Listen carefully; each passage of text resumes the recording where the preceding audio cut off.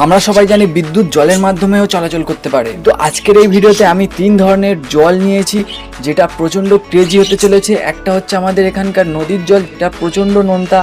একটা নর্মাল জল, বাড়ির জল, যেটা পানীয় পান করি। এটা আমাদের নর্মাল জল, কিন্তু এটাকে আমি ভালোভাবে কাদা দিয়ে সুন্দর করে একদম কাদা জল করে তুলেছি। আজকের ভিডিওতে এটাই দেখবো, এই 3 ধরনের জলের ভিতর থেকে কি কারেন্ট সরবরাহ করা যাবে।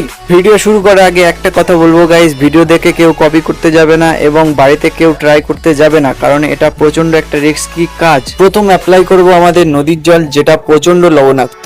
এতটা লবণযুক্ত জলে কি ইলেকট্রিক চলাচল করা সম্ভব? হ্যাঁ, আমরা পেরেছি লবণযুক্ত জলে ইলেকট্রিককে চলাচল করাতে। সময় নষ্ট না করে এবার আমরা চলে যাব আমাদের বাড়ির জল, যেটা আমরা পান করি। এটা দেখে আশ্চর্য হলাম, এখানে আমাদের বাড়ির জলকে ইলেকট্রিক চলাচল করতে পারলো না। 3 ধরনের জলের ভিতরে 2টো গ্লাসের জলে আমাদের কারেন্ট সরবরাহ সক্ষম করতে পেরেছে।